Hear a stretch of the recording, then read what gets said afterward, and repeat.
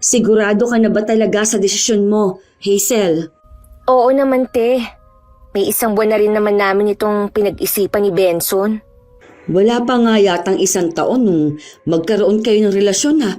Tapos nagpaplano na agad kayo ng kasal. May 1 taon na kami, te.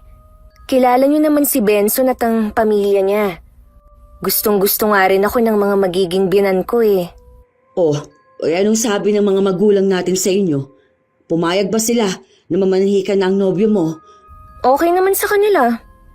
Nasa hustong gulang naman daw kami para magkaroon na ng sariling pamilya. Huwag mo sanang isipin na humahad lang ako sa kaligayahan mo.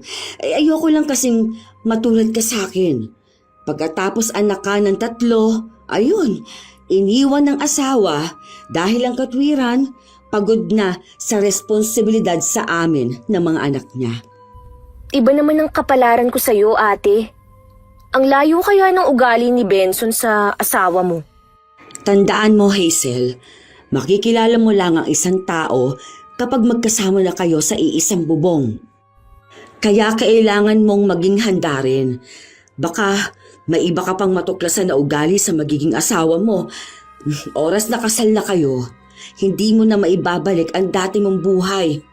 Ang taong tamad ay walang mararating sa buhay. Ang tagumpay ay para lang sa mga taong nagsisikap at may tiyaga. Dahil ang pangarap ay hindi natutupad sa paghihintay kundi sa pagkilos. Ang tamad na asawa pasanin habang buhay. Kaya kilatisin mabuti ang kakasamahin sa buhay para hindi magsisi sa bandang huli. Hi Miss Gwen, ako po si Jana. 40 years old at tubong Sambales. Hiwalay sa asawa at may 3 anak na mag-isa kong tinataguyod. Isa po ako sa masusugid yung tagapakinig at gaya ng mga nababasa ko sa comment section. Hindi kumpleto ang araw ko kung wala akong napapakinggan sa inyong channel. Ang kwentong ibabahagi ko ay tungkol sa bunso naming kapatid at sa kanyang asawa. 1 taon pa lang ang bunso ko noon nang iwan kami ng mister ko. Sa kadahilan ng napapagod na daw siyang magtrabaho para sa amin ng kanyang mga anak. Ni hindi na daw siya makabili ng bagong damit. Nung una ay nakala ko na hindi seryoso ang asawa ko. Kaya ganun na lang ang gulat ko nang pag-uwi ko wala na ang mga gamit niya. Kahit anong pakiusap ko nun, hindi na niya kami binalikan. Makalipas ang 1 taon, nag-abroad ako bilang DH sa Dubai. At 2 beses din ako umalis nun bago ko naisipan na magnegosyo na lang. Parang kailan lang, maliliit pa ang mga anak mo. Ngayon, may grade 7 ka na. Oo nga, akala ko noon hindi ko magagawa na buhayin sila mag-isa. Bilib nga ako sa lakas ng loob mo eh. Biruin mo, nagawa mo pang mag-abroad noon. Kapag nanay ka na, lahat gagawin mo para sa mga anak mo. Kung nanindigan lang sana sa'yo si Kuya Teddy, hindi mo na kinailangang pumunta sa ibang bansa. Ano na nga pala ang balita sa dati mong asawa? Ayun, buhay binata, sabi ng mga kakilala namin. Ganong buhay naman pala ang gusto niya. Sana hindi na siya nagpakasal. Nung una, hindi naman siya ganun. Hindi ko na maalala kung kailan siya nagbago at tama rin sa responsibilidad niya sa amin. Bata ka pa naman, ate. Makakahanap ka pa ng lalaking magmamahal sa inyo ng mga pamangkin ko. Hindi ko na iniisip ang bagay na yan. Alalahanin mo, 2 anak kong babae. Ayokong mangyari sa kanila yung mga nakikita ko sa Facebook. Siyempre, hahanap ka ng matino, no? Naku, mahirap nang magtiwala sa panahon ngayon. Wala na yatang natitira na matino. Ay, tsaka kasal nga pala kayo ni Kuya Teddy. Kahit hindi pa kami kasal, wala na rin akong balak na kumuha ng bato na ipupukpok sa ulo ko. Nadala ka na talaga, ha? Iniisip ko na nga na mag-abroad ulit eh. Alam mo naman na magastos ang mag-college na ang mga bata. Libre naman ang university sa bayan, ah. Magastos pa rin, lalo na yung baon sa araw-araw. Kung sa bagay nga. Nasa grade 7 pa lang naman si Jasmine eh. Marami pang pwedeng mangyari. Bakit nga pala ang aga mong dumalaw dito sa bahay? Kasi sa Sabado na ng gabi mamamanhikan sina Benson at ang mga magulang niya.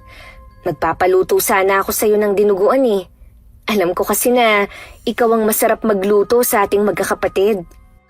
Mukhang desidido ka na talaga na lumagay sa tahimik. Basta, yung mga sinabi ko sa'yo, huwag mong kakalimutan. Hindi lang basta sarap ang pag-aasawa ha.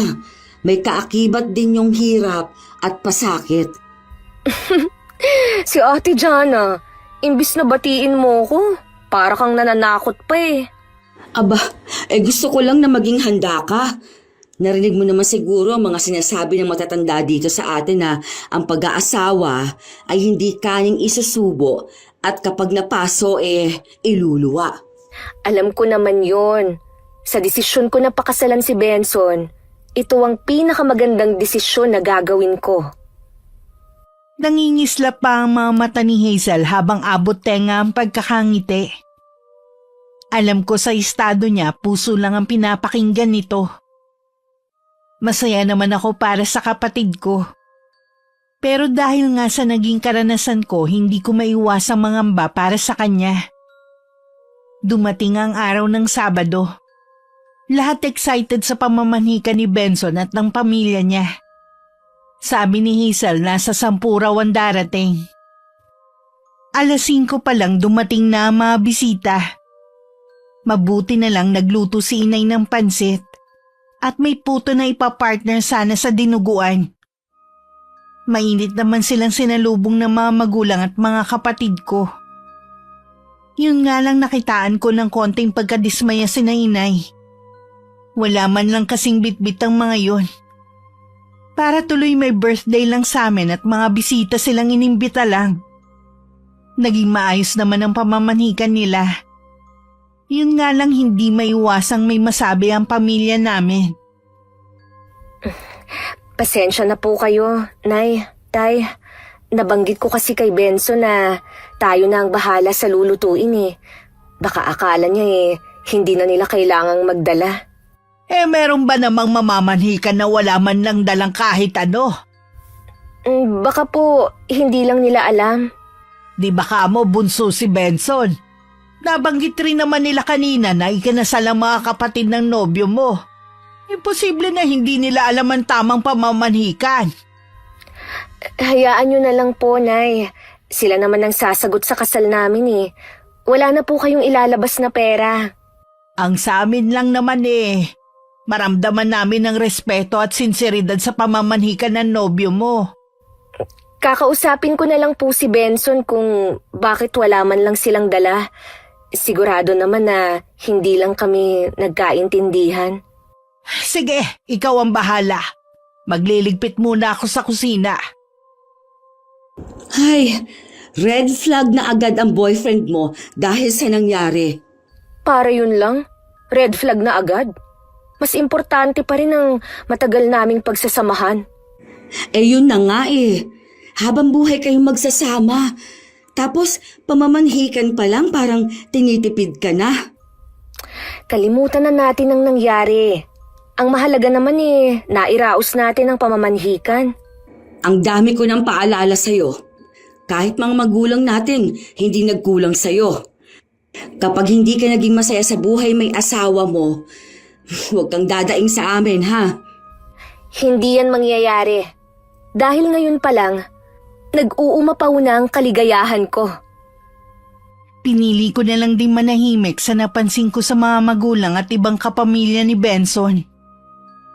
Lahat kasi sila puro mayayabang pero wala namang dala. At wala na silang bukang bibig kundi nakakaangat daw sila sa buhay. Dahil sa mga pag-aaring lupa. Swerte daw ni Hazel dahil si Benson ang mapapangasawa niya. Sana nga, swerte sa inyo ng kapatid ko. Dahil hindi naman lugi si Benson sa kapatid ko. Hindi man kami mayaman. Mababait at marunong naman makisama ang pamilya namin. Dati kahit may asawa at anak na ako, nagsasabi pa rin sa akin si Hazel. Hindi nahihiyang sabihin kung sino ang crush niya at mga nagugustuhan niya. Sa amin kasing 6 na magkakapatid, 2 lang kaming babae. Kaya siguro malapit kami sa isa't isa. Inamin niya dati na matagal na niyang crush si Benson, kahit nung nag-aaral pa lang siya. Hindi ko naman siya masisi dahil gwapo ang lalaki. Hindi lang siya ang babaeng nagkakagusto dito sa lugar namin. Kaya naman nang manligaw sa kanya, agad niyang sinagot. Nasa abroad pa ako ng mga panahon na yun. Bilang magulang, wala akong hangad kundi ang kaligayahan ninyong mga anak ko.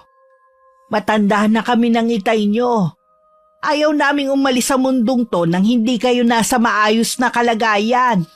Alam naman po namin yon, Nay. Pasensya na kayo kung hindi maganda ang kinalabasan ng pag-aasawa ko. Ilang beses kong inisip na sana nakinig na lang ako sa inyo pero mas sinunod ko pa rin ang sigaw ng puso ko Wala talagang magandang ibubunga ang pag-aasawa ng maaga. Matagal ka na naming pinatawad ng ama mo. Nakikita naman namin ang pagsusumikap mo para maitaguyod ang mga anak mo. Si Hazel lang inaalala ko. Alam naman natin na padalos-dalos siyang magdesisyon. Ilang beses ko na po siyang pinayuhan na pag-isipan ng pag-aasawa. Isipin niya kako ang nangyari sa akin. Puro naman siya tango. Hindi ko alam kung naiintindihan ba niya ako. Kinausap ko nga ulit siya kaya lang nagtalo kami. Nagbanta pa siya na makikipagtanan na lang kung magbabago ang isip namin tungkol sa pagpapakasal niya. Ang tigas talaga ng ulo ng kapatid mo ngayon. In love po kasi. Tsaka matagal na niyang gusto si Benson. Kaya din siguro nagmamadali silang ikasal. Baka iniisip niya na maaagaw pa yun sa kanya. Mahilig din kasi sa gwapo ang kapatid mo. Sana naman totoong responsable ang nobyo niya. Baka sa umpisa lang matino. Di po ba may trabaho naman? Tapos may itikan din ang pamilya ni Benson. Sabi ni Hazel, pamilya daw nito ang nagsusupply ng mga itik sa mga Chinese restaurant sa bayan at karatig lugar. Iba ang pera ng magulang sa anak. Magpapamilya na sila. Dapat lang na marunong siyang itaguyod ng asawa niya. At magiging anak ng hindi umaasa sa mga magulang. Tsaka sabi ng kuya niyo, lagi daw niyang nakikita na naglalaro ng basketball kasama ng mga tropa. Kaya duda tuloy ako kung may trabaho yun. Huwag niyo po munang husgahan ang mga nakikita natin ngayon. Si Hazel naman po ang makikisama doon habang buhay. Tsaka hindi naman po tayo nagkulang ng paalala. Oo nga. Gusto ko lang namang maglabas ng saloobin siya nga pala. Nabanggit ng kapatid mo na nagbabalak ka na naman daw mag-abroad. Opo, gusto ko po kasing makatapos ng pag-aaral ang mga anak ko Tsaka para makapag-ipon na rin. Iba po kasi yung kita sa ibang bansa kaysa dito po sa atin. Hindi ba sapat yung kita ng tindahan mo? Sapat lang po sa pang-araw-araw namin gastusin. 2 taon mula ngayon, mag-grade 7 na po si Quincy. Magastos po ang service at baon nila. Malapit na rin pong maubos ang ipon ko Mabuti nga po kahit papaano, nakakapag-extra ako sa paglalako ng gulay. Bakit ngayon mo lang sinabi yan? Sana natutulungan ka namin. Ayoko na pong maging pabigat sa inyo Tsaka yung pension ninyo para lang sa inyo yon. Ayoko po na itutulong pa ninyo yun sa amin. Sinabi mo ba sa mga apo ko ang plano mo? Naiintindihan naman po nila ako. Kung sakaling matuloy ang plano mo, nandito lang kami ng ama mo para suportahan ka. Salamat po. Nahihiya na nga ako sa inyo Kaya lang, wala naman po akong maaasahan sa pag-aalaga ng mga anak ko Hanggat malakas pa kami ng tatay niyo Nandito lang kami para tulungan kayong magkakapatid. Wala na po talaga akong mahihiling pa sa buhay. Hindi man ako pinalad sa asawa, daig ko pang naka-jackpot sa pagkakaroon ng mababait na magulang. Hindi man kami biniyayaan ng marangyang buhay. Binigyan naman kami ng mababait at mapag-arugang mga magulang. Kung sakaling mang matuloy ako sa pag-alis ko, hindi ako mangangamba para sa mga anak ko. Dahil alam ko maiiwan sila sa mabubuting kamay. Sa kabila ng may pagtutol pa rin kami sa pagpapakasal ni Hazel na tuloy pa rin yun. Ang plano nila simpleng kasalan lang daw. Kaya kami lang na mga magulang at mga kapatid ko ang dumalo, kasama ng kani-kanilang pamilya. Ang handaan sa mismong bahay ni na Benson. Pagdating doon, nagulat kami. Dahil napakaraming tao at halos mga kamag-anak nila ang nandun. Sa paningin namin, hindi yun simpleng handaan lang.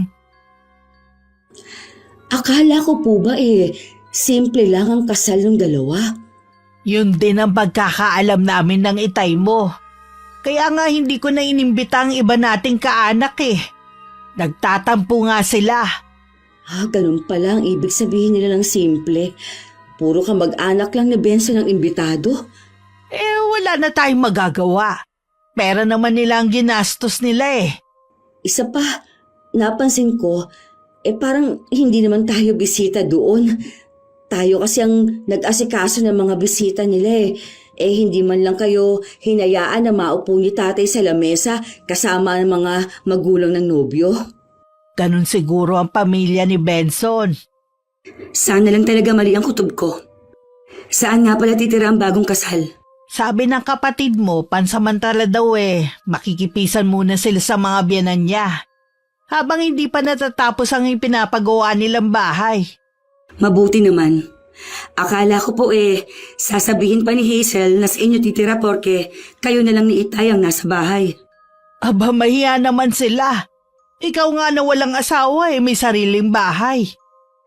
Sinikap ko talaga na magkaroon kami kahit na maliit lang na bahay. Gusto ko rin kasi na magkaroon ng privacy ang mga anak ko. Lalo na yung dalawa kong dalagita. O siya, saka na lang tayo magkwentuhan Napagod kami ng itay mo sa kasal ng kapatid mo Maaga kami magpapahinga ngayon. Sige po, Nay. Pahinga na kayo. May kailangan lang akong gawin bago matulog. Alam kong mapipilitan ako umalis muli para magtrabaho sa abroad. Kaya naman sinusulit ko na ang mga panahon na makakasama ko pa ang mga anak ko. Madalas ang banding namin sa bahay ni nanay nakatabi lang namin. Matuloy na lumipas ang 2 buwan. Araw yun ng linggo kaya nakapaglako ako ng gulay. Mga anak ko muna ang pinagbantay ko sa tindahan namin. Dumaan ako sa bahay ni nanay para ibigay ang natirang gulay. Nainabutan kong inaayos niya ang bakanteng kwarto. Oh, Nay, bakit niyo nililinis ang dating kwarto ni Hazel? May darating po ba kayong bisita galing malayong lugar? Wala bang binabanggit ang kapatid mo sa'yo? Hindi naman po kami nagkikita Hindi ba siya nagchat-chat man lang sa'yo? Hindi po, Nay Nung isang araw, tumatawag siya. Hindi ko naman nasagot kasi nasa eskwelahan ako. Nung tinatanong ko naman kung bakit, hindi na naman sumagot. Kasi tumawag nung isang araw. Nakikiusap na kung pwede daw pumisan muna sila dito sa bahay. Nahihirapan daw siya sa bahay ng biyanan niya dahil marami sila. Hindi pa rin po ba nagagawa ang bahay nila? Hindi pa daw Siguro mansyon ang pinagagawa nila. Kaya ang tagal matapos. Saan naman sila kukuha ng perang pampagawa ng mansyon? Nakita mo naman yung bahay nila Balai Halos kasing laki lang nitong bahay natin. Malawak lang ang bakuran nila. Ako na lang po pala magluluto nitong gulay. Bibigyan ko na lang kayo. Si tatay nga po pala. Kasama ng kuya Jan mo. Nangunguha sila ng mga kawayan na gagawing kulungan sa silong ng bahay. Mag-aalaga po ba ng manok si Kuya Jan? Oo, binigyan kasi siya ng inahin na tandang ng kanyang biyanan. Pararamihin daw niya. Nay, Kailan po balak na lumipat dito nung mag-asawa? Baka daw bukas ng gabi pagkagaling sa trabaho ni Benson. Okay lang ba naman sa inyo ni tatay na dito sila? Oo naman. Tsaka pansamantala lang naman eh. Sige Nay, uuwi na po ako. Iluluto ko pa itong gulay eh. Hindi maganda ang kutob ko sa pagpisan ng kapatid ko at bayaw ko kay nanay. Pero hindi ko na lang yun sinabi. Para hindi ko na mabigyan ng alalahanin ng mga magulang ko. Total katabi lang naman ang bahay ko. Makikilatis ko pang maigi ang tunay na ugali ng bayaw ko. Kinabukasan nga ng gabi habang nanonood kami ng TV ng mga anak ko, narinig ko na may jeep na pumarada sa tapat ng bahay ni nanay. Ang panganay kong si Jasmine ang sumilip sa bintana. Dumating na raw ang tiyahin nila. Dahil masakit ang paa ko sa pagkakatapilok kanina, hindi na lang ako pumunta sa kabilang bahay. Maya-maya lang inutusan ko ng matulog ang mga bata dahil maaga pa bukas ang pasok. Ako naman mamaya pa dahil merong pang bumibili sa tindahan ko. O ate, kain. Sige, salamat. Tapos na. Maaga ako nag-aalmusal dahil sinasabayan ko ang mga bata. Tanghali ka na kumain? Hating gabi na kasi gising pa kami ni Benson. Nag-ayos pa kasi kami ng gamit namin Nakapasok na ba sa trabaho ang asawa mo? Hindi nga ate, tulog pa siya hanggang ngayon. Wala namang problema kung hindi siya makapasok ngayon Tsuhi naman ni Benson ang boss niya. Ganon. Ano nga ba ang rason kung bakit kayo umalis sa bahay ng biyenan mo? Ang dami kasi namin sa bahay na yun. Tapos, ako lang lahat ang gumagawa. Pati mga damit ng kapatid ni Benson na wala pang asawa ako ang naglalaba. Di sana, hindi ka pumayag. Sabi kasi ni Benson, hayaan ko na raw. Kasi wala naman akong ginagawa. Tsaka hindi naman kami gumagastos sa bahay. Mabuti. Napapayag mo ang asawa mo na dumito muna. Pansamantala lang naman. Gusto ko nga sanang umupa kaso wala naman kaming gamit. Tsaka nagtitipid nga kami dahil nagpapagawa ng bahay.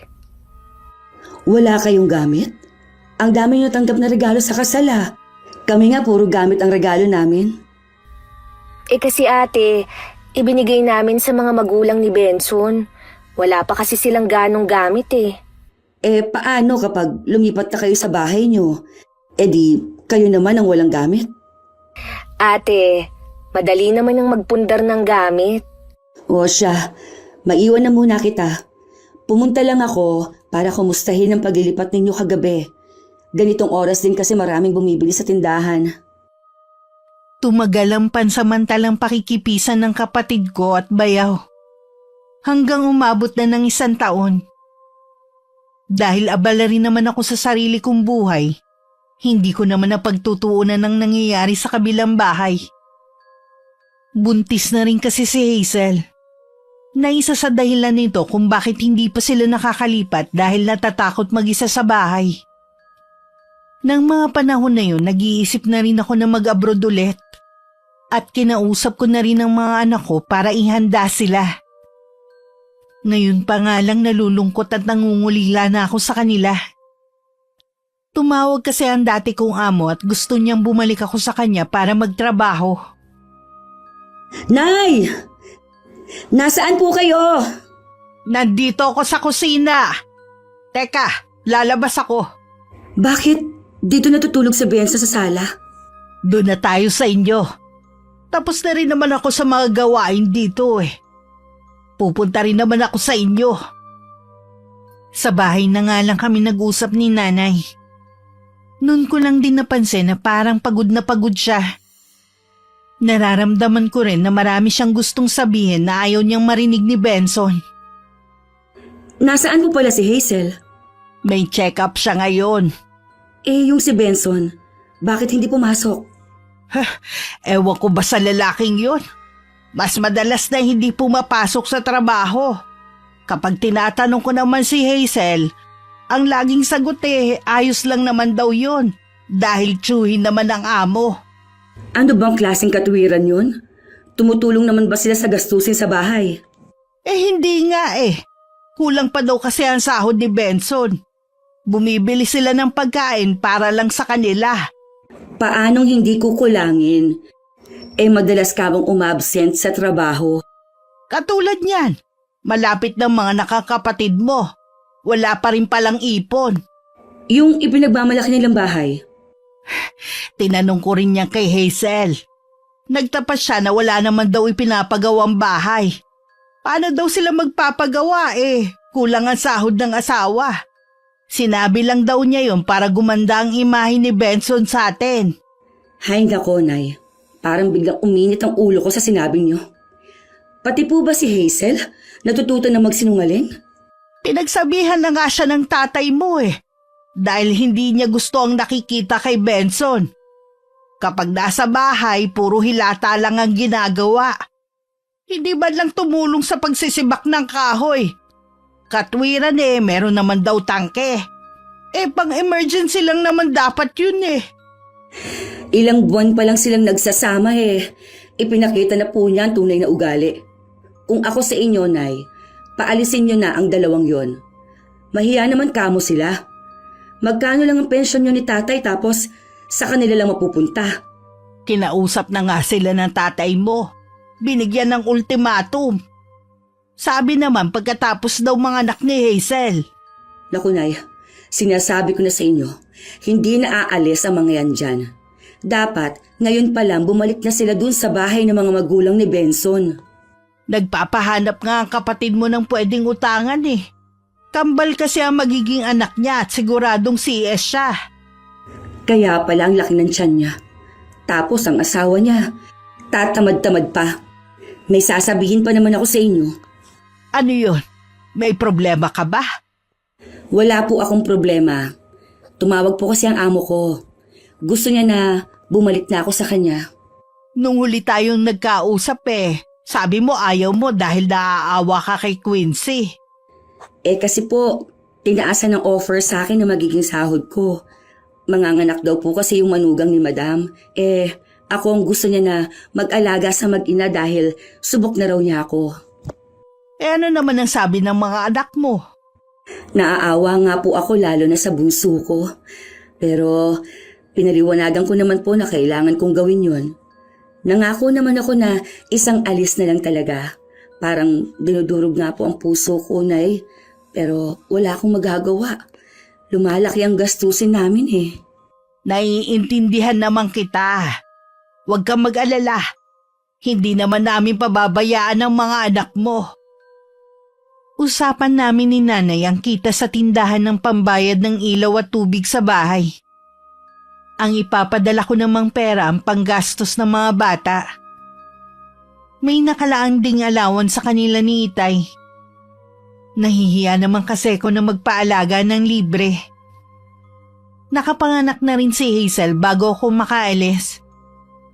Sabi ni Nanay mga biyanan daw nito ang gumawa ng paraan kung saan kukuha ng perang pambayad sa ospital. Habang nasa Dubai ako, walang araw na hindi ko iniisip ang mga anak ko. Panatag naman ako dahil alam kong hindi sila pababayaan ng mga magulang ko. Saan ka na naman ba pupunta, ha? Tumawag si Henry. May practice daw kami ng basketball mamaya. Imbis na naghahanap ka ng trabaho, yang paglalaro pa talaga ng basketball ang inuuna mo. Naghahanap naman ako Hindi ko nakasalanan kung inaalat ako. Ang sabihin mo, namimili ka pa kasi ng trabaho. Bueno naman kung namimili ako. Hindi naman ikaw ang magtatrabaho at mahihirapan Benson, sa sitwasyon natin, dapat hindi ka na namimili. Kambal ang anak natin. Sa gatas pa lang, namumulubi na ako. Tapos ganyan ka pa. Hihiram ako ng pera sa tropa ko para pambili ng gatas ng kambal. Baon na tayo sa utang. Baka dumating ang araw na wala nang magpautang sa atin. Ayaw mo kasi sa suggestion ko Na ano? Kunin natin ang tindahan ni ate? Pag-aawayin mo pa kaming magkapatid Kung ayaw mo, diwag. Ang sa akin lang naman, hanggat nasa abroad lang siya. Kapag umuwi siya, tsaka natin ibalik. Hindi yun papayag, kahit si inay. Napakadamot naman nila. Hindi ka naman ibang tao Diyan ka na nga. Anong oras ka na naman uuwi? Dito ka ba kakain? Gabi na ako uuwi. Sa bahay lang din ako ng mga magulang ko kakain. Mabuti pa doon, masarap ang ulam. Hindi ka tulad dito. Pupurgahin yata ako sa gulay at isda ng nanay mo eh. Kung yun lang ang kaya ng budget ni nanay eh. Hindi naman kalakihan ng pensyon nila. Bakit yung mga pamangkin mo lagi masarap ang ulam nila sa kabilang bahay? May budget kasi sila na ipinapadala ni ate. Wala kang karapatan na silipin ang ulam nila. Ang sabihin mo, madamo talaga ang kapatid mo. Ang laki naman ng sahod niya eh. Hindi ka man lang maambunan kahit pambili ng gatas at diaper ng kambal. May 1 taon na ako nun sa abroad nang magsuggest si inay na ihulog ko na lang ang padala ko sa bangko ng anak ko. At hihingi na lang daw sila kapag kailangan. May tiwala naman ako sa anak ko dahil kahit noon responsable na siya. Ibinalita rin sa akin ni inay na malakas ang tindahan ko. Dahil sa construction workers na nagtatrabaho sa ginagawang bahay malapit sa amin. Madalas nga daw na sa bahay ko na siya natutulog. Ayaw naman kasi ng mga anak ko na pumisan sa kanila. Hindi daw kasi makatulog dahil sa gabi nagliligalig ang kambal ni Hazel. Nay, nagpadala na ho ba si ate sa inyo? Hindi na nagpapadala sa akin ng ate mo. Ha? Paano ang mga gastusin ng mga pamangkin ko? Nagpapadala ang ate mo kay Jasmine. Marunong na naman ang apo kong yun eh. Bakit kay Jasmine? Anong malay nun sa pera? Marunong siya. At mabuti na rin yun habang bata natututo na maging responsable. Para hindi tamad kapag tumanda. Alam na niya kung paano pahahalagahan ng pera. Kailangan ko pa naman ng pera. Wala na kasing gatas ang kambal eh. Hanggang ngayon ba wala pa rin nahahanap na trabaho si Benson? Naghahanap naman po siya. Kaso wala pang tumatawag sa kanya. Di ba sinabihan kita na kailangan pa ng helper sa ginagawang bahay malapit dito sa atin? Pinuntahan ba niya? Hindi ko na po sinabi kay Benson. Sigurado naman na aayawan niya ang ganong trabaho eh. Mabigat naman kasi ang trabaho na yun at maghapon pang bilad sa araw. Alam mo, kinukonsinti mo rin kasi ang katamaran ng asawa mo eh. Hindi man lang kayo mahiya sa amin ng tatay mo. Halos sa inyo na lang napupunta ang pensyon namin May suhestyon po ako sa inyo, Nay, para hindi na kami maging pabigat sa inyo. Ano naman? Ibigay niyo na lang po sa amin yung tindahan ni Ate Jana. Ano ka mo? Nasisiraan ka na ba ng bait? Pinaghirapan niyo ng ate mo tapos kukunin mo lang. At hindi papayag ang mga apo ko na kasama kayo sa bahay nila. Balak naman po namin na doon na tumira. Tapos dito niyo na rin patirahin ng mga apo niyo. Ibabalik naman po namin kay ate kapag umuwi siya Hindi nga papayag ang ate mo sa gusto mong mangyari. Malaki naman po ang sahod ni Ate Jana. Samantalang kami, walang pinagkakakitaan. Kasi nga tamad maghanap ng trabaho ang asawa mo. Grabe naman kayo magsalita. Gumagawa naman po kami ng paraan Kung hindi ho kayo papayag, wala kayong magagawa, kundi ang gastusan muna kami. Tumalikod na lang si inay kesa tuluyang sumabog sa katwiran ng kapatid ko. Para gumaan ang pakiramdam na ikwento niya sa anak kong panganay ang tungkol sa gustong mangyari ni Hazel. Nakalimutan namang bilina ni inay ang apo na wag nang banggitin sa akin.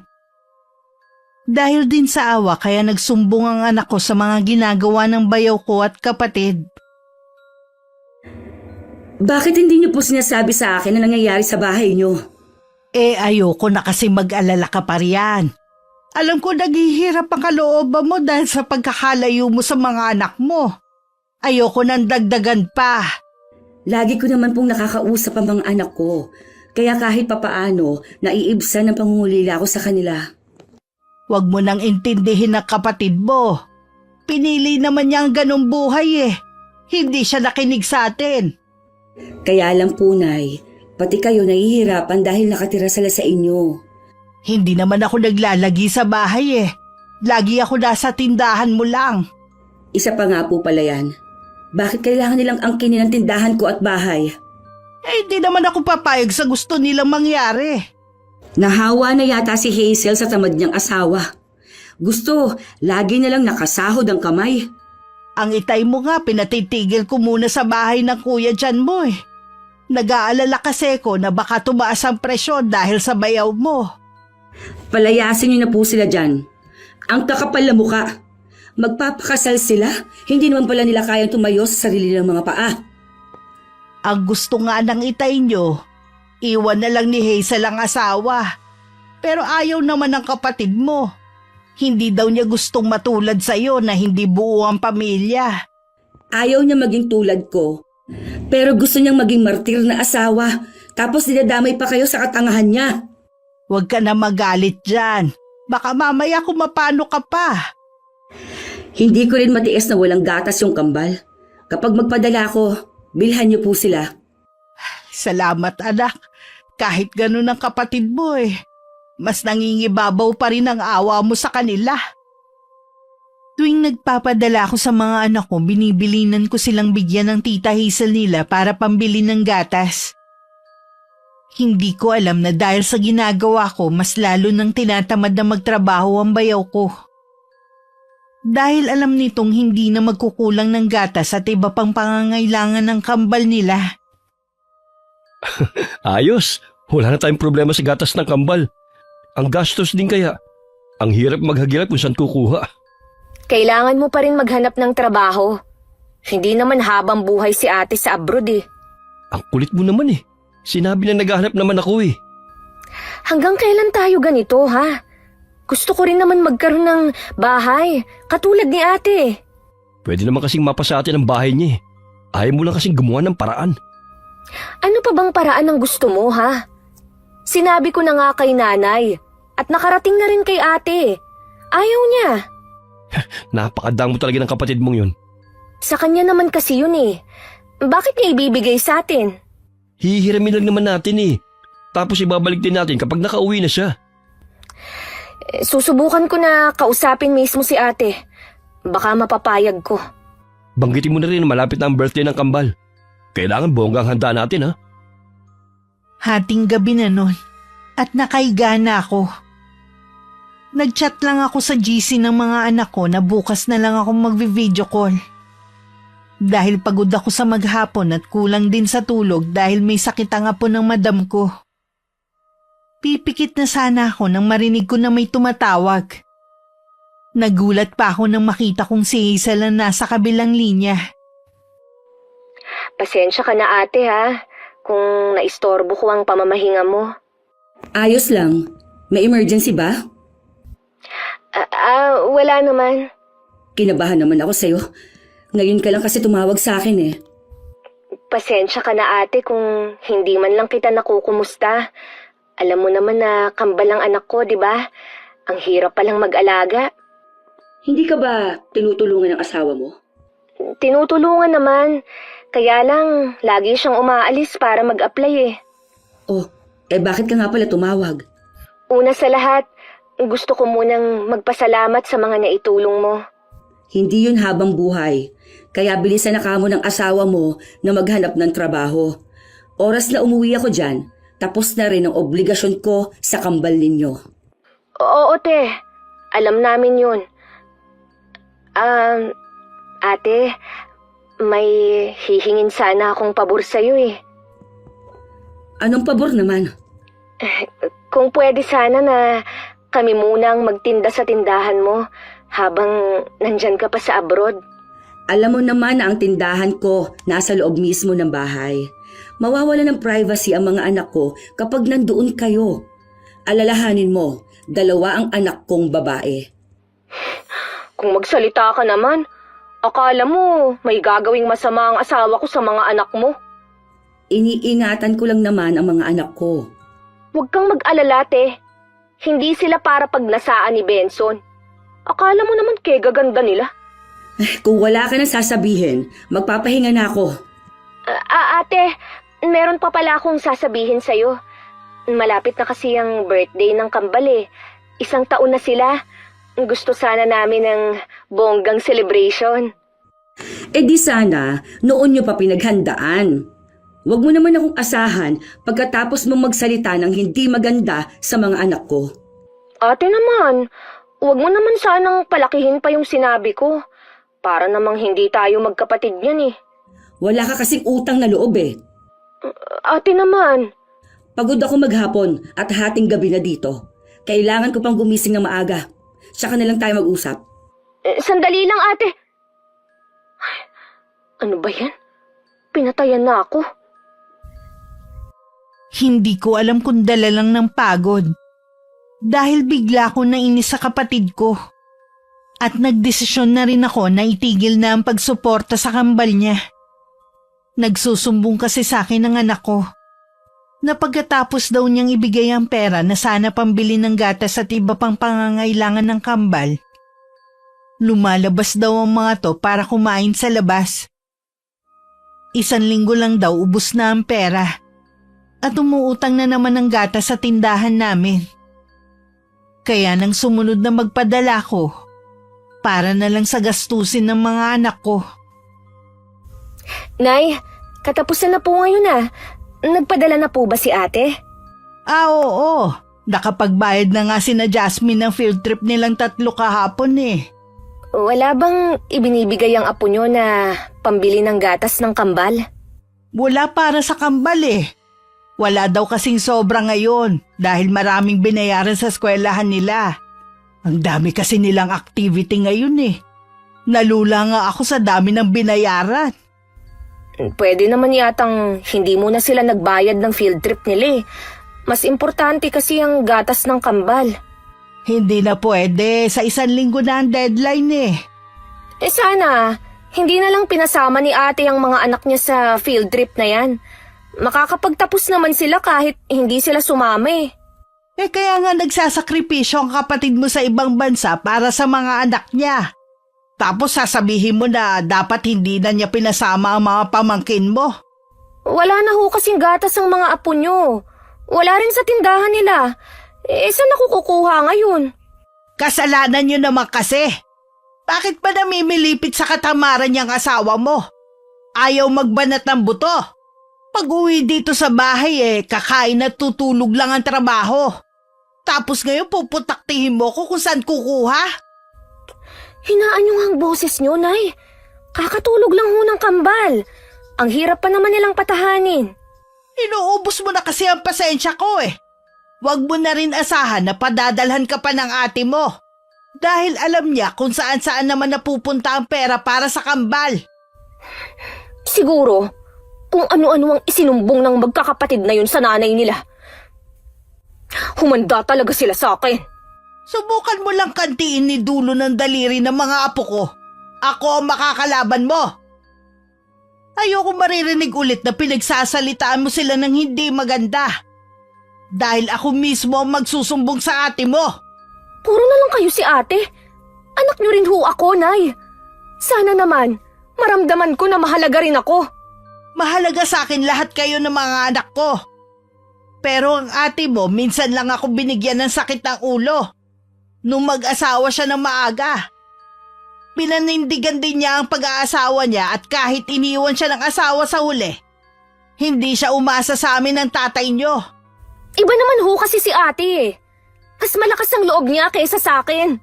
Kaya sinabihan ka namin tungkol sa pag-aasawa mo. Pero mas sinunod mo pa rin ang lintik na puso mo. Ngayon na minamalas ka, pati kami gusto mong idamay. Tama na, Hunay. Kaya mo lang naman nagustuhan ng Benson na yan dahil gwapo at matagal mo ng crush. Tingnan mo tuloy ang nangyari sa'yo.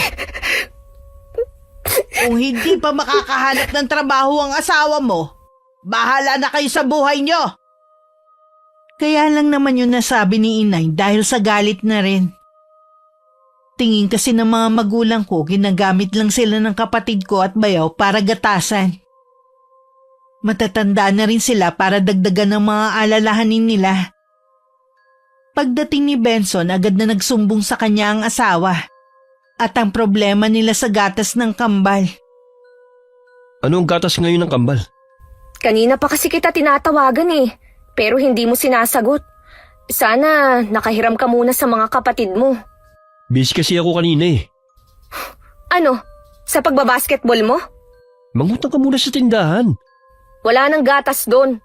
Tingin ko sinasadya na ng anak ni ate na wag mag-stock ng gatas para hindi na tayo makautang. Naniningil na rin kasi. Akala mo naman mga hindi babayaran eh. Isa pa yung ate mo eh. Paasa din eh. Akala ko naman habang nasa abroad siya, hindi natin po problemahin ang gatas ng kambal. Nainis yata dahil hinihingi ko sa kanya ang tindahan niya. Kapatid ka niya, pinagdadamutan ka? Makikita niya, malalaman ng buong barangay ang tunay niyang ugali. Tignan ko lang kung hindi mga anak niyang mapahiya. Ang mabuti pa, gumawa ka na ng paraan kung paano makakabili ng gatas ng kambal. Gabi na eh. Saan pa ako makakahanap nito? Anong gusto mo? Magdamag na umiyak ang mga anak natin? Nasaan bang nanay mo? Nasa kabilang bahay na yun. Kanina pa siya umalis. Lalabas muna ako para maghanap ng gatas. Kahit yung nasa maliit na pack lang. Nakautang naman si Benson ng gatas sa ibang tindahan. Nasa karton na yung kinuha niya para matagal-tagal na.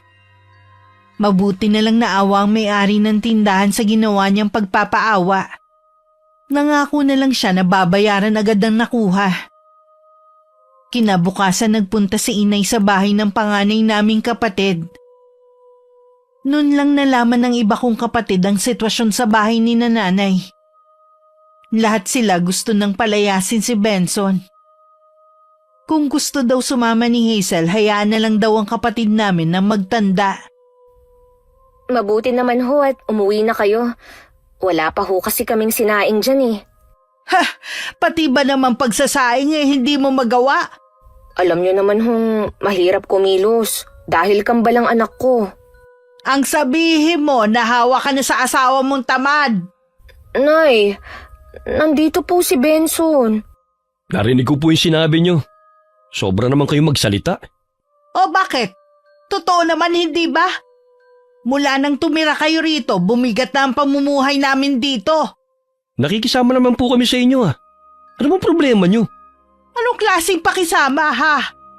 Wala ka nang ginawa kundi matulog at kumain. Kaya mo lang ba pinakasalan si Hazel para magpakargo sa amin ha?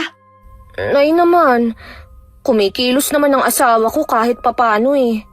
Wala nang tumira kayo rito ni minsan hindi man lang nagsibak ng kahoy ang asawa mo. Pati ikaw Hazel, nahawa na rin sa pagiging batugan ng asawa mo. Mabuti pa umalis na kayo rito. Saan naman ho kami titira? Di bumalik kayo doon sa biyanan mo. Doon kayo magpakargo. Mabuti pa nga umalis na tayo rito. Bumalik na tayo sa bahay namin. Tinablang ka rin ng hiya. Ayoko pong bumalik doon. Sinabi ko naman sa inyo ang naging kalagayan ko doon. Ayoko na pong maranasan yun. Lalo na't may kambal na ako. Dapat 1,000 beses ka muna nag-isip. Kung talagang itong lalaki na to ang gusto mong kasamahin habang buhay. Nay! Sandali lang ho! Huwag po muna kayong umalis! Hayaan mo na siya. Wala na tayong magagawa pa. Mag-impake ka na lang. Kasalanan mong lahat ng ito eh! Sinabi ko na kasi na maghanap ka na ng trabaho! Maghahanap na nga ako eh. Humingi na ako ng tulong sa mga kaibigan ko. Pansamantala, doon muna tayo sa amin. Kapag nahirapan kami ron, babalik ulit kami rito kahit hindi ka namin kasama! Masakit din naman kay inay ang ginawa niya. Pero yun lang ang naiisip niyang paraan para matuto ang kapatid ko at bayaw. Maghapon siya nagbantay sa tindahan para hindi niya makita ang pag-alis ng mag-asawa. Mga anak ko lang ang nagsabi na nakaalis na nga ang dalawa. Makalipas lamang ang 1 buwan na balitaan ni Nainay na isinugod sa ospital ang isa sa kambal. Dahil sa impeksyon sa dugo. Mabuti na lang naagapan ng bata. Muli nakiusap si Hazel na dun muna sila sa bahay ng mga magulang namin. Ikaw lang at ang kambal ang pwedeng bumalik rito. Hindi na maaaring tumuntong ang asawa mo sa bahay na ito. May trabaho naman po si Benson eh. At saka nangako siya na magbabago na. Sana noon pa. Nakikiusap po ako sa inyo. Bigyan niyo pa po ng isa pang pagkakataon si Benson para ipakita na nagbago na siya. Ayoko pong hindi buo ang pamilya ko gaya ni Ate Jana. Pag-uusapan namin ng tatay mo kung papayag siya na bumalik dito si Benson. Sana naman pumayag siya kahit alang-alang sa mga apo niyo. Kinausap nga ni Inay ang aming ama at nakiusap na bigyan pa ng isa pang pagkakataon si Benson. Pumayag naman ito. Pero nagbigay siya ng mga kondisyon sa pagbabalik ng mag-asawa sa bahay nila. Sige po, Nay. Makakaasa po kayo na gagawin namin yan para walang maging problema dito sa bahay. Sana maunawaan mo kami kung bakit namin to ginagawa. Para din ito sa kapakanan ninyo. Opo, Nay. Gusto ko rin naman po na patunayan na kayang magbago ni Benson. Sa mga unang linggo, ayos naman ang kanilang pagsasama at pinapakita ni Benson. Lumipat na rin si Itay sa bahay ko. Dahil kahit nagbago na ang manugang, ayaw pa rin niya itong makasama sa iisang bubong. Hanggang ng mga sandaling yun, mabigat pa rin ang dugo ni Itay sa bayaw ko. Sa bahay ng biyanan din naghanda ang mag-asawa para sa 1 taong kaarawan ng kambal. Walang pumunta ni isa sa pamilya ko. Dahil sabi ng kapatid ko, mga magulang ng asawa ang gumastos at wala kaming ambag. Mula rin ng araw na yun, muli na naman nagbago si Benson. Buntis na rin nun si Hazel. Hindi mo na ba talaga kami tinuturing na pamilya, ha Hazel? Apo rin namin ang kambal ah. Tinatanong ko naman po kayo kung nagpadala si ate eh. Sabi niyo, wala siyang padala para sa kambal. Yun lang ba ang mahalaga sa'yo, ha? Ang perang ipapadala ng kapatid mo? Wala po akong magagawa dahil hindi naman ako gumasto sa birthday party. Kung nag-ambag sana kayo, edi pwede kayong umattend. Wala ka na talaga respeto. Umalis na lang ulit kayo rito. Bumalik na lang kayo ulit sa biyanan mo. Ayoko po, Nay. Dito lang po kami. Tsaka, hindi naman na kayo ang gumagastos sa amin ah. Hindi ko na rin matagalan na makasama kayo rito ng asawa mo. Baka dahil sa inyo mapaaga ang kamatayan namin ng Itay nyo. Buntis po ako, Nay. Mapapasama lang ako kung doon niyo ako patitirahin. Kahit ang pagtira na lang sa bahay na ito ang itulong niyo sa akin. Buntis ka na naman? Kaka-1 taon pa lang ng kambal ah. Hindi ka talaga nag-iisip, no? Imbes na sila muna ang intindihin mo, magdadagdag ka na naman. Bakit po ba kayo nagagalit? May asawa naman ako ah. Buti kung kanino lang ako nagpabuntis. Ang tanga mo talaga! Hindi ka nag-iisip! Wala sanang problema kung masipag ang asawa mo sa paghahanap buhay. Hindi naman. Masipag lang sa paggawa ng bata. May trabaho naman ho ngayon si Benson eh. Pag-iipunan na po namin ng panganganak ko. Dapat lang. Dahil kahit ang mga kuya mo, pagod na rin sa pagtulong sa'yo. Naubusan na rin ng pasensya si Inay. Kung iba lang siguro ang sitwasyon ng buhay ng mag-asawa, baka matuwa pa siya sa pagbubuntis ulit ng kapatid ko. Naniniwala naman kasi ang mga magulang namin na biyaya ang mga sanggol. Matuloy na lumipas ang 3 taon. Sa wakas nakauwi na rin ako sa amin. Puno ng pananabik na niyakap ko ang mga anak ko. Sa bahay ko na rin tuluyan tumira ang mga magulang ko na sabik din akong niyakap. Pansamantalang pinaubayan na lang muna nila ang kanilang bahay sa mag-asawa na 3 na ang anak. Ang ganda mo, Iha. Hiyang talaga sa'yo ang pagtatrabaho sa ibang bansa. Yun nga lang ang laki ng ipinayat mo. Minsan po kasi nalilipasan ng gutom sa dami ng ginagawa. Nakita ko ang mga litrato mo kung saan-saan bansa ka na pala nakarating. Isinasama po ako ng amo ko, kaya lang mas nakakapagod ang sumama. Mas marami po kasing trabaho Minsan nga po, ilang oras lang ang tulog ko. Ngayong nandito ka na, kahit maghapon ka pang matulog, wala kang iisipin na amo. Kung pwede nga lang po sana. Kaya lang, meron akong mga anak na umaasa sa akin. Hindi ako pwede magpahinga hanggat hindi sila nakakatapos ng pag-aaral. Sana nga lahat ng tao katulad mong mag-isip. Oh, kumusta na nga po pala si Hazel? Lagi lang naman siyang nasa bahay. Ikaw na lang ang mangamusta sa kanya. Puntahan mo, siguradong matutuwa yun. Sige, mamaya pupuntahan ko siya. Dadalhan ko na rin ng mga pasalubong. Hanggang ngayon, hindi pa rin ako makapaniwala na 3 na agad ang anak niya. Sabi ko nga magkontrol baka masundan na naman ka ako. Siya rin naman ang may kasalanan kung bakit nasa ganun siyang sitwasyon. Si Benson po, kumusta naman ang trabaho? Ume-extra lang bilang construction worker na dati inaayawan niya. Sa panahon ngayon, hindi na siya dapat namimili. Ang importante, marangal ang trabaho. Hapon na nagpunta ako sa kabilang bahay. Naabutan ko namang natutulog sa sofa ang bayaw ko. Bigla tuloy ako may naalala noon. Sa sahig naman nagkalat ang mga laruan at may ilang diaper pa. Nasa duyan naman ang bunsong anak ng kapatid ko. Nakarinig ako ng mga kaluskos sa may kusina kaya dun na ako tumuloy. Naghuhugas ng plato si Hazel. Malayo na ang itsura niya sa dati. Nang humarap siya sa akin, nagulat siya nang makita ko. Ate Jana, kailan ka pa dumating? Kanina lang madaling araw. Oh, ito nga pala ang pasalubong ko. Sino ang sumundo sa'yo? Sina tatay at kuya John. Pasensya na ha, ngayon lang ako nakapunta. Natulog muna kasi ako Maupo ka muna. Ipagtitimpla kita ng kape. Wag na, kakatapos ko lang naman. O nasaan nga pala ang kambal? Natutulog pa sa kwarto. Hapon na, baka wala na itulog yan mamaya. Kesa naman sa wala akong magawa dito sa bahay. Ang kalat nga nakakahiya tuloy sa'yo. Mukhang pagod na pagod ang asawa mo ha. Oo. Pagod sa trabaho. Kauuwi lang niya kanina. Kapag wala kang ginagawa, punta ka sa kabila. Doon na lang tayo magkwentuhan. Sige te, pupunta ako bukas kapag maagang natapos ang mga gawain ko dito.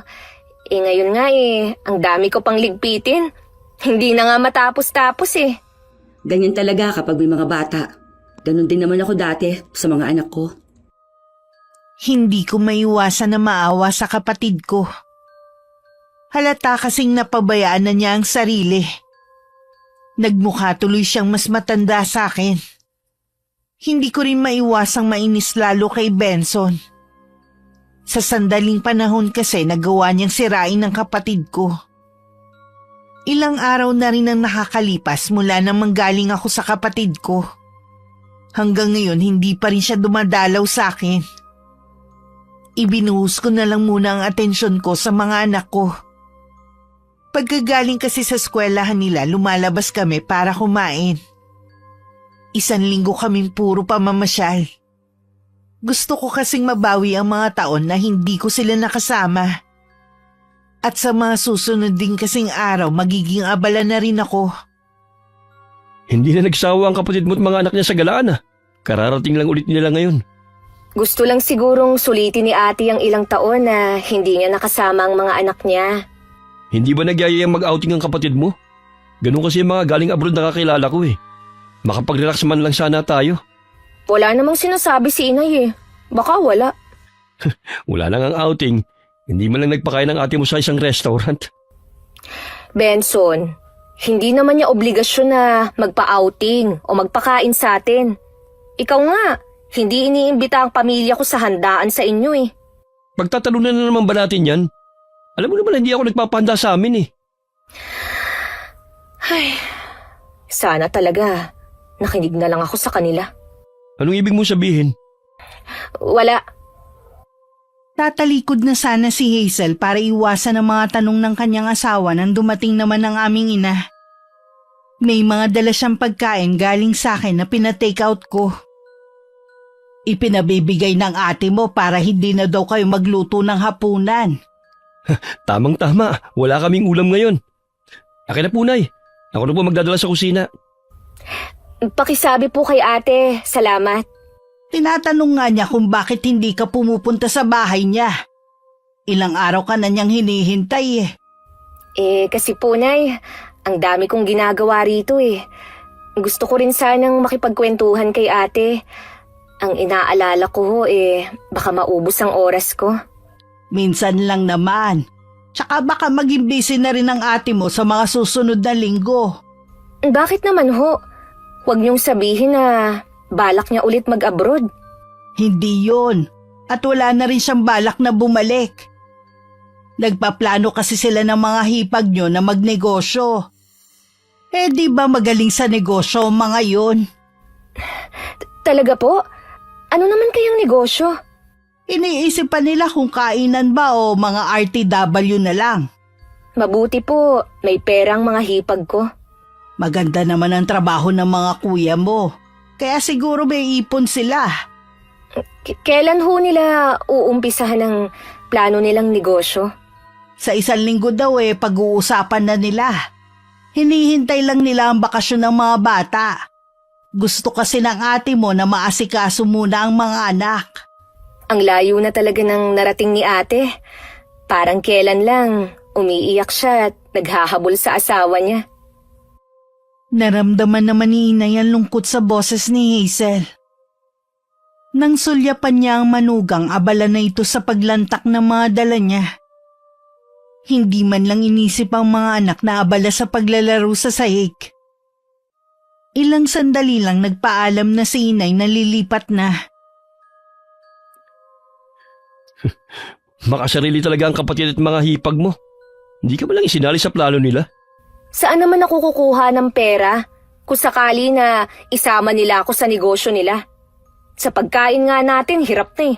Makikisosyo pa ako sa kanila. Kahit kailan talaga, hindi ka nag-iisip. Anong sinabi mo, ha? Akala mo naman ikaw nag-iisip din. Isa ka rin naman boba.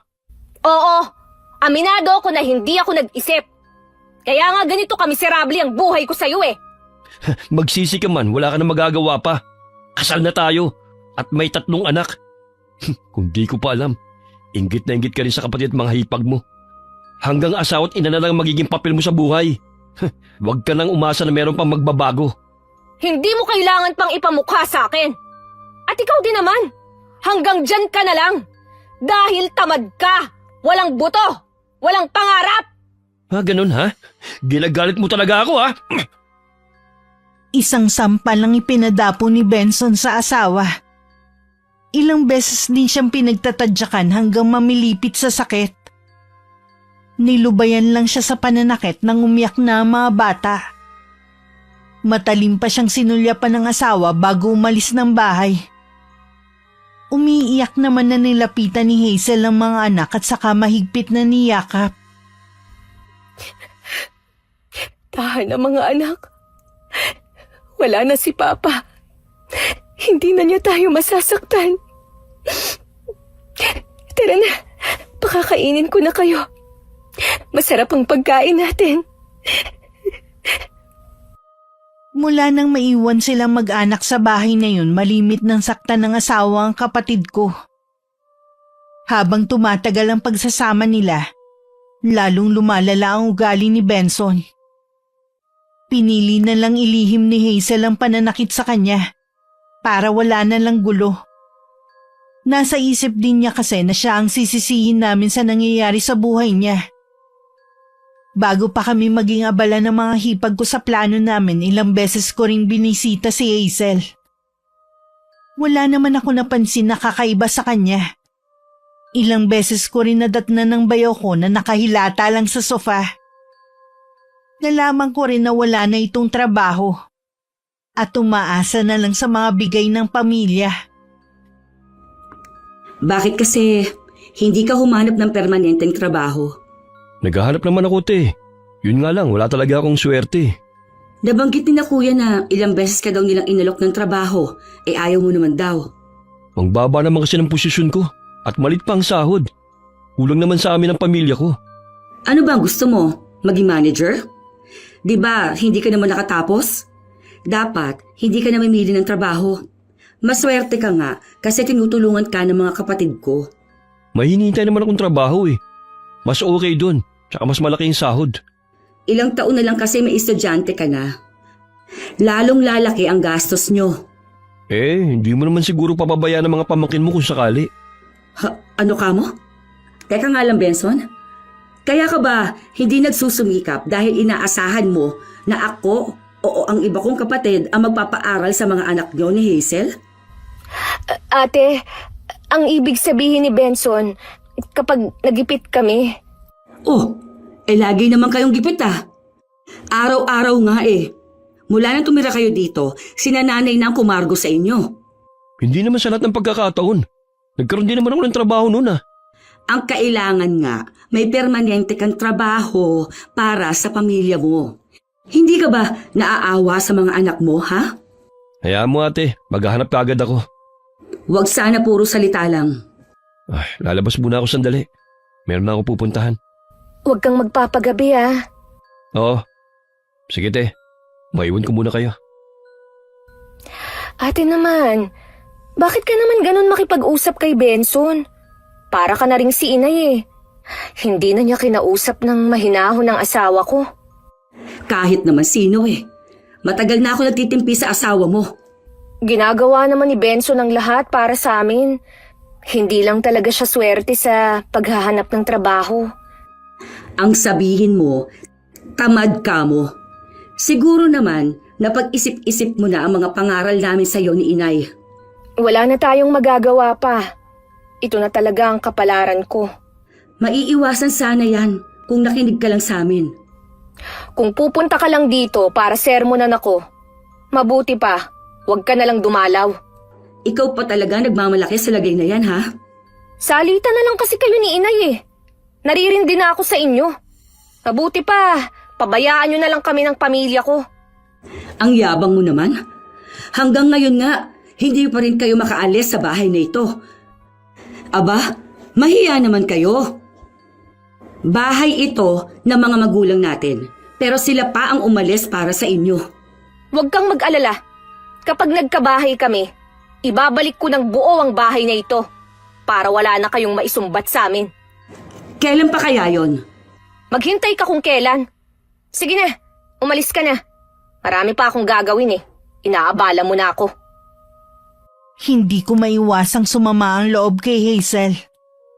Dahil sa ginawa niyang pagtataboy sa akin. Hindi man lang niya naisip ang mga naitulong ko sa kanya. Sa halip na isipin niya ang buhay nila mag-iina, mas kinakampihan pa rin niya ang asawa. Imbis na magpakumbaba at sabihin na iiwan na lang ito at magbabagong buhay kasama namin. Isang kainan sa bayan ang naisip naming itayo. Dahil lahat kami ng hipag ko marunong magluto at hilig talaga namin. Sa sipag at tiyaga namin, sinamahan pa namin ng dasal. Naging matagumpay naman ang negosyo namin sa loob ng 2 taon. Ang mga magulang ko pa rin na nag-aasikaso sa mga anak ko kapag abala ko. Nay, pwede ko po bang iwan sa inyo ang mga anak ko? Oo naman. Dali mo na lang dito ang mga apo ko. Sa bahay niyo na lang po sila bantayan. Hindi kasi ako pwedeng umalis eh. Uuwi kasi ngayon si Quincy at walang mag-aasikaso. Ano ba naman yan, Nay? Ngayon nga lang ako humingi sa inyo ng pabor eh. Hindi niyo pa ako mapagbigyan. Puro na lang mga anak ni ate ang iniintindi niyo. Paano naman ako at ang mga apo niyo sa akin? Hindi naman kita tinatanggihan ah. Dali mo nga dito sa bahay. Ayoko nga po rito. Bakit ayaw mo? Ano ba ang problema mo ha? Marami po kasing nakikita ang mga anak ko sa bahay na ito. Baka mamaya kung ano-ano na naman ang ipabili sa akin. Saan naman ako kukuha ng pera? Huwag kang mag-alala. Sabihin mo lang sa akin kung anong gusto nila at ibibili ko sila. Huwag na po. Isasama ko na nga lang sila. Bakit ba ang init ng ulo mo ha? Ang ganda kasi ng pakiusap ko sa inyo eh. Dadalihan niyo ako ng ganyan. Ay, saan ka ba kasi pupunta? Nagpapacheck up ho ako. Huwag mo sabihing buntis ka na naman. Hindi pa ho ako sigurado. Pero hanggang ngayon, hindi pa ako dinadatnan eh. Diba sabi ko naman sa'yo, mag-control ka. At mahirap ang maraming anak at sunod-sunod pa. Umiinom naman ho ako ng contraceptive. Kaso po sa dami ng ginagawa ko, nakakalimutan ko na rin. Ganyan na nga ang buhay nyo, magdadagdag ka na naman. Wala na ho tayong magagawa kung sakaling buntis nga ako. Sige na, magpa-check up ka na. Babantayan ko na sa inyo ang mga apo ko. Nakumpirma nga ang 2 buwan ng buntis si Hazel. Hindi naman maitago ng mga magulang ko ang pagkadismaya. Pakiramdam nila ayaw na rin umalis ng kapatid ko sa kinasasadlakan nito. Para bang tinanggap na lang niya na dadami ang anak niya sa asawang tamad at walang pangarap sa buhay. Kahit ako nadismaya at nalungkot din nang sabihin yun ni Inay.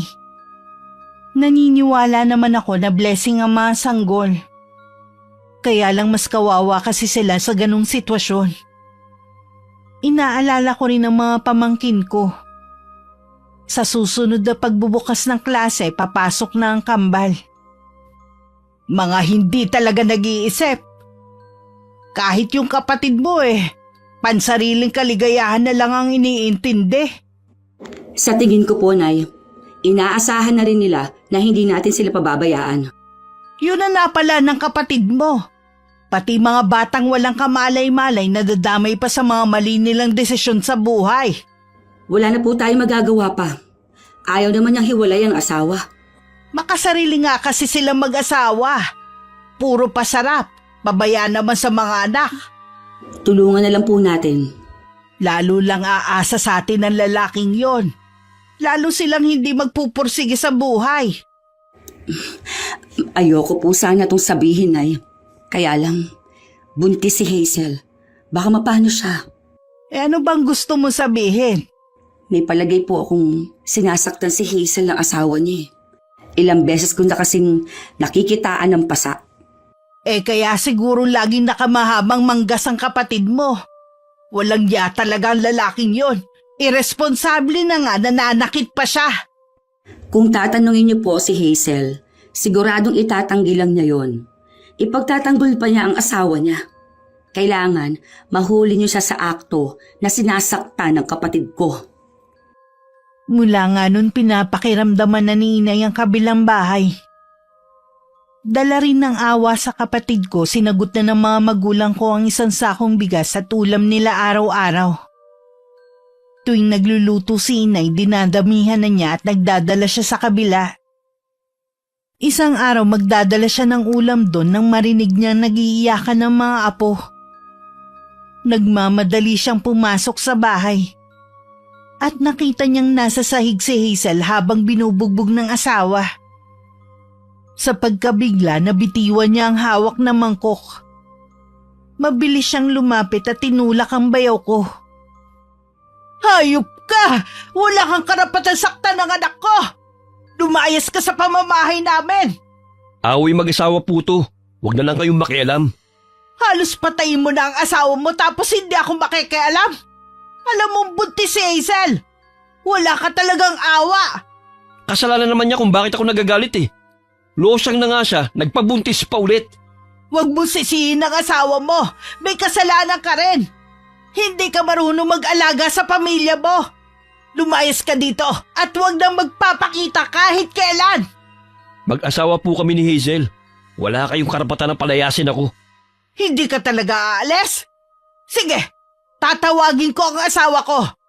Alam mo matagal nang mainit ang dugo niya sa'yo. Nasisiguro ko kapag nalaman niya to, mapapatay ka niya. Sige, isinasauli ko ng anak nyo. Nakakahiya na rin naman ang itsura niya. Porke nagkaanak lang, pinabayaan ang sarili. Nakakadiri na ring tabihan sa higaan. Magsama kayo mag-ina. Benson! Huwag kang umalis! Benson! Hayaan mo na siya. Walang kwenta ang lalaking yon. Huwag kang mag-alala sa mga anak mo. Kami ang bahala sa inyo. Patawarin niyo ako, Nay. Walang dapat sisihin, kundi ako. Tahan na. Ngayon wala na ang asawa mo, makakapagbagong buhay na kayo ng mga apo ko. Inuwi na lang muna ni Inay si Hazel at mga anak nito sa bahay. Baka kasi biglang bumalik ang asawa at manggulo. Kahit umalis na ang bayaw ko, hindi pa rin matanggap ni Inay ang sinapit ng kapatid ko. Wala siyang ginagawang hakbang noon. dahil lagi niyang isinasaalang-alang si Hazel at ang mga anak nito. Pero iba na ang usapan na sinasaktan niya ang kapatid ko. Nalaman din naming pati mga bata nakakaranas ng kalupitan mula sa kanilang sariling ama. Dahil sa ginawa mo, ginising mo ang isa kong pangkatauhan na matagal ko na sanang kinalimutan. Humanda ka, Benson. Ipapatikim ko sa iyo ang ginawa mong kalupitan sa anak ko at mga apo. May kaalaman sa itim na karunungan ng lola namin na hindi na namin inabot. Ayon kasi sa kwento ni inay, dalaga pa siya noon nang dapuan ng malubhang sakit ang nanay niya. Lingid sa amin bago pa noon mamatay si lola. Naipasa na niya kay inay ang kaalaman niya sa barang. At sa kauna-unahang pagkakataon, gagamitin yun ni inay kay Benson. Samantala dahil sa paulit-ulit na pambubugbog ng bayaw ko nakuna ng kapatid ko. Ako din muna nagbantay sa kanya sa ospital. Hanggang makalabas siya at makauwi ng bahay. Salamat ate sa mga tulong na nagawa mo sa akin. Wala yon. Magpagaling ka ha. At kapag nanumbalik ng lakas mo, pwede ka magtrabaho sa restaurant kung gusto mo o kahit saan mo gusto. Tutulungan kita na makabangon ulit. Gustuhin ko man makapagtrabaho, pero walang mag-aalaga sa mga anak ko. Nag-usap na kami ni inay. Kukuha kami ng makakatulong niya sa pag-aalaga sa mga anak mo. Gusto ko na talagang makapagtrabaho noon pa. Iniisip ko lang kasi yung mga bata. Alam ko na yun talaga ang gusto mo. Basta, mangako ka, hindi ka na makikipagbalikan pa kay Benson. Hindi na talaga. Para sa akin, isa siyang masamang bangungot sa amin ng mga anak ko. Magsabi ka lang kung ano pang kailangan mo. Huwag ka mahihiya. Ang gusto ko lang, kung ano ang makakabuti sa mga anak ko. Wala na akong hiling pa. Maiwan na muna kita ha. Magpahinga ka na muna. Sundin mo lahat na sinabi ng doktor sa'yo para manumbalik agad ang lakas mo. Mga anak ko muna ang nag-aalaga sa mga pamangkin ko. Nang tanungin ko kung nasan si inay, sinabi nila na nasa kabilang bahay. Baka kukunin niya ang mga gamit ng mag-iina. Kaya sumunod ako para may katulong siya sa pagbubuhat. Sa may kusina na lang ako dumaan dahil alam kong nakakandado na ang pinto sa harapan. Sa bungad pa lang naaamoy ko na ang nakasinding kandila. Dahan-dahan akong pumasok. Sa dating silid ng mga magulang ko naroon si inay. Nakaluhod sa harapan ng maraming kandila na iba't ibang laki. Lahat ng yun nakasinde. Hawak din ni inay ang litrato ni Benson. At sa sahig naroon ang garapon na merong buhok at mga insekto. Mas higit ang mararanasan mong paghihirap kumpara sa ipinaranas mo sa aking anak. Tanging kamatayan lamang ang makakapagligtas sa matinding paghihirap na dadanasin mo. Bago pa ako makagawa ng ingay, mabilis na akong bumalik sa bahay ko. Hindi pa rin ako makapaniwala sa nasaksihan kong gumagawa ng orasyon si inay. Nasisiguro kung may alam si inay sa karunungang itim. Itinikom ko na lang ang bibig ko sa nasaksihan ko. Alam kong ginawa lang yun ni inay dahil sa matinding galit kay Benson. Nakakasiguro din ako na walang nakakaalam sa lihim niya. Maliban sa akin. May dinaramdam ho ba kayo, Nay? Wala iha. Bakit mo naman naitanong? Ilang araw ko na po kasing napapansin na matamlay kayo eh. Ganito siguro ang nagkakaedad na. Mabilis na mapagod. Baka po napapagod kayo sa ginagawa niyong paglilinis sa kabilang bahay. Hayaan niyo na lang po. Ako na lang ang maglilinis doon kapag kaya ko na. Yun po ba ang dahilan kung bakit kayo pabalik-balik dun sa hapon? Oo. Pero tapos na rin naman ang pag-aayos ko. Huwag na muna kayong pupunta doon ha. Dahil nag-spray ako ng gamot. Marami kasi ako nakitang ipis at mga daga. Pasensya na po kayo, Nay, ha? Kung napabayaan ko ang bahay natin. Ayos lang, iha. Konting linis lang naman babalik na sa dati ang bahay natin. Gaganda na at magiging maaliwalas na ulit gaya ng dati. May iba nga pala ako. Sa pasukan, pwede mo nang ipa-enroll ang kambal. Pwede ko naman sigurong hindi papasukin sa daycare. Magastos daw yun eh. Makakabuti yon sa kambal, kaya i-enroll mo na. Birth certificate lang naman ang kailangan Ako nang bahala sa gastos. Nakakahiya naman sa'yo, te. Ang dami mo nang naitulong sa amin eh. Ay, puro na lang nakakahiya ang naririnig ko sa'yo. Para naman tayong hindi magkapatid niyan. Sige na nga. Pero babayaran kita, te, ha? May mga anak ka rin. Ayoko na maging pasanin mo pa kami. Ikaw ang bahala kung yan ang makakagaan sa kalooban mo. Ilang beses pang bumalik sa kabilang bahay si inay. Tuwing nanggagaling siya doon, hapong-hapo ang itsura niya. Wala na rin siyang ganang kumain ng hapunan at nagkukulong na lang sa kwarto. Isang linggo rin niya yung ginawa at pagkatapos labis na panghihina ang nararamdaman niya. Sa kabila ng nararamdaman, tumanggi siyang dalhin namin siya sa ospital. Makaraan naman ng ilang araw, bumalik na ang dating sigla ni inay. Isang hapon dumating ang kuya ni Benson at ibinalita na malala na ang kalagayan ng kapatid. Anumang sandali maaari itong pumanaw. Napahagulgol na lang si Hazel. Kailangan kong puntahan ng asawa ko. Gusto ko siyang makita. Huminahon ka lang. Baka mabinat ka. Hindi ka pa gaano magaling. Paano ko hihinahon? Malubha ang kalagayan ni Benson. Hindi ka pwedeng umalis. Hayaan mo na siya. Hiwalay na naman kayo. Nakalimutan mo na ba ang mga ginawa niya sa inyo? Hindi po, Nay. Kailangan ako ng asawa ko. Maawa na kayo. Payagan niyo na akong puntahan siya. Sige na po, Nay. Payagan niyo na si Hazel. Baka po ito na rin ang huling sandali na magkikita sila. Sasamahan ko naman po siya. O sige, samahan mo ang kapatid mo sa asawa niya. Tara na, te. Baka hindi ko na maabutang buhay si Benson. Habang papunta kami sa bahay ng bayaw ko, walang tigil naman sa pag-iyak ang kapatid ko. Wala na rin siyang ginawa kundi sabihan na bilisan ang patakbo sa driver ng tricycle. Pagdating kulang na lang lundagin niya ang palabas ng sinasakyan namin. Pagkatapos kong magbayad, sumunod na rin ako. Lahat ng naron malungkot at umiiyak.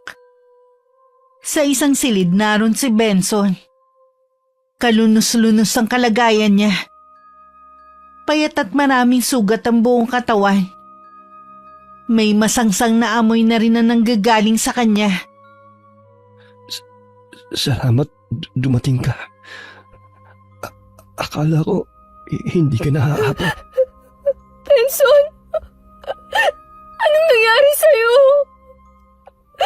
Bakit sa sandaling panahon lang nagkaganyan ka na? Malalaman mo rin kung anong totoong nangyari sa akin. Sasabihin din sa'yo ng pamilya ko. Nakikiusap ako. Lumaban ka para sa amin ng mga anak mo. Huwag ka munang umalis. Gustuhin ko man, hindi na pwede. Ilang sandali na lang, mamamaalam na ako. Patawarin mo ko kung hindi ako naging mabuting asawa at ama sa mga anak natin. Pinapatawad na kita. Huwag mo lang kaming iwan ng mga bata. Kailangan ka pa namin. Ikaw nang bahala sa mga anak natin, ha? Sabihin mo sa kanila na mahal ko sila. Patawarin nila ako kung hindi nila ako makakasama. Lagi silang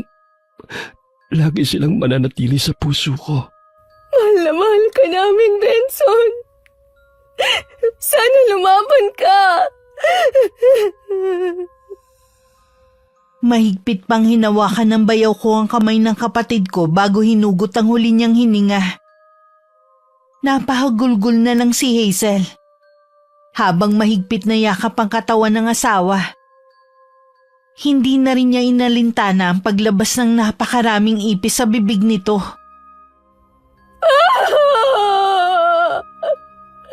Benson!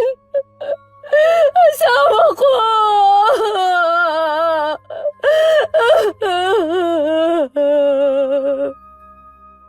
Maririnig sa buong bahay ang iyakan ng kapamilya ng bayaw ko. Kahit ako hindi na rin naiwasang mapaluha. Galit ako sa bayaw ko. Pero kailanman hindi ko hinangad ang ganong kamatayan sa kanya. Sigurado akong barang ang nangyari kay Benson. Kitang-kita sa katawan niya ang matinding paghihirap bago ang huli niyang sandali. Inilibing din kinabukasan ng labi ng bayaw ko. Ayon sa kanyang mga magulang, kapag daw na barang kailangan agad ilibing. Dahil may posibilidad pang lumabas ang napakaraming insekto sa katawan nito. Bakit pa puro na lang paghihirap ang nararanasan ko, te? May dahilan ang lahat ng mga nangyayari. Kailangan mo magpakatatag, higit ngayon. Kailangan ka ng mga anak Walang mo. pusong gumawa nito sa asawa ko. Hindi man lang niya inisip na maliliit pa ang mga anak namin. Kailangan pa nila ng pagmamahal ng isang ama. Hindi ko siya mapapatawad kung sino man siya. Sinusumpa ko. Magbabayad din siya sa ginawa niya kay Benson. Mas mabuti pa rin na ipasa Diyos na lang natin ang nangyari. Madaling sabihin sa'yo dahil hindi ka naman nawalan. Naiintindihan kita. Pero walang mangyayari kung paiiralin mong galit. Isipin mo na lang na baka hanggang dun na lang talaga ang buhay ni Benson. Hindi ko yata matatanggap na wala na siya. Paano ko ipapaliwanag sa mga bata kung anong nangyari sa ama nila? Kapag malaki na sila, saka mo sabihin sa kanila ang totoong nangyari. Ilang linggo at mga buwan na nagluksa ang kapatid ko. Pinipilit lang din niya na ipakita sa mga anak na ayos lang siya. Pero kapag mag-isa na, madalas ko siyang makitang umiiyak. Si Inay naman laging blanko ang muka. Kaya hindi ko mabasa kung nagsisisi ba siya sa ginawa niya. Hanggang ngayon nananatili pa rin tikom ang bibig ko. Sa totoong nasa likod ng pangbabarang sa bayaw ko, Miss Gwen. Sa mga nakikinig, lalo na sa mga kabataan, huwag magpadalos-dalos sa desisyon kung usapan na yung pagpapakasal. Ugaliin makinig sa mga magulang o sa mas nakakatanda. Dahil masigit silang may karanasan pagdating sa pakikipagrelasyon. Huwag din baliwalain ang mga red flag na nakikita sa karelasyon. Baka babala rin ito sa kapahamakan na pwede nating kaharapin sa isang pagsasama. Tandaan, walang mararating ang taong laging umaasa sa iba. Ang tunay na tagumpay nakukuha lamang ng mga taong may tiyaga, determinasyon at malasakit sa ginagawa. Wakas.